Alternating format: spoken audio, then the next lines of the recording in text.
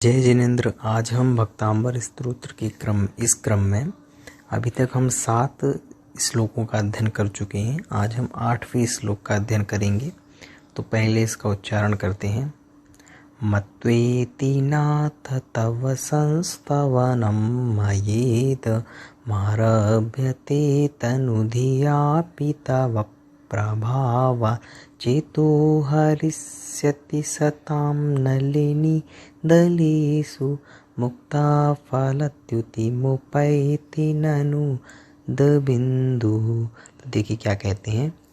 मत्वेति नाथ यानी हे नाथ, मत्वेति यानी मत्वा इति, मत्वेति का जब विच्छेद करेंगे तो मत्वा इति नाथ यानी हे नाथ, मत्वा इति ऐसा मानकर, मत्वा यानी मानकर, तो हे नाथ मत्वेति ऐसा मानकर, तव संस्तवनम यानी आपका जो संस्तवनम यानी जो आपकी स्तुति है, मया, मया मतलब मेरे द्वारा, इदम यानी यह, तो इदम संस्तवनम यह जो आपकी स्तुति है, मया मेरे द्वारा जो की जा रही है, आरभ्यते यानी प्रारंभ की गई है, तनु धियापि यानी अल्प बुद्धि हो, तनु का मतलब होता है कम, तो अल्प बुद्धि होते हुए किसके लिए कह रहे हैं, अपने लिए कह रहे हैं कि ऐसा मानकर,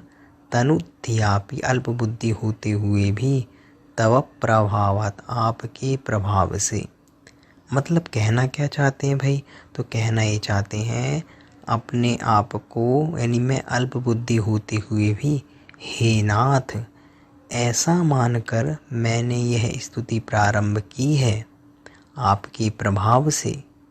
चेतो हरिष्यति सताम यानी चेता है यानी चित्त को, हरिष्यति हरेगी, सताम यानी लोगों के अथवा विद्वानों के। तो क्या कहा, ये कहना चाहते हैं कि यह जो स्तुति है विद्वानों के, चेता चित्त को, हरिष्यति हरेगी, मत्वाइति मत्वेति यानी ऐसा मानकर, नाथ यानी हे नाथ, तव संस्तवनम, तव संस्तवनम इदम यानी आपकी स्तुति, मया यानी मेरे द्वारा, आरभ्यते प्रारंभ की गई है, तनुधि आप यानी कैसी, अल्प बुद्धि होते हुए भी आपके प्रभाव से। ठीक है, इतना हुआ। अब इसका उदाहरण भी दे रहे हैं। ये मानतुंग महाराज की ये हर प्रत्येक श्लोक में इस प्रकार की प्रकार से प्रतिभा है कि वह श्लोक को समझाते हुए अपने भावों को रखते हुए एक उदाहरण भी साथ में देते हैं।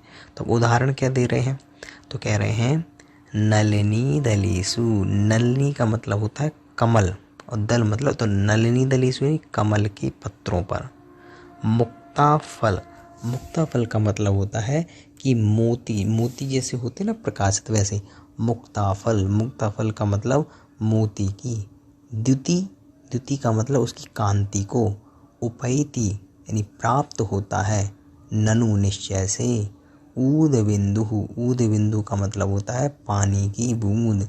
तो कह रहे हैं कि भगवान जिस प्रकार से कमल के पत्रों पर जो कुछ थोड़ी सी भी जो पानी की बूंद होती है वो कांति को प्राप्त होती है, जैसे मोती के समान लगने लगती है, उसी प्रकार से मैं अल्प बुद्धि होते हुए भी ये जो आपके प्रभाव से मैंने स्तुति संस्तवन प्रारंभ किया है, मेरे द्वारा किया गया है, मैंने यह मान के प्रारंभ किया है कि जिस प्रकार से वह कमल पत्रों पर रखी हुई पानी की बूंद चित्त को हरती है, वैसे ही यह जो स्तोत्र है यह भी सज्जनों के मन का हरण करेगा। तो कितना अच्छा अर्थ है ना।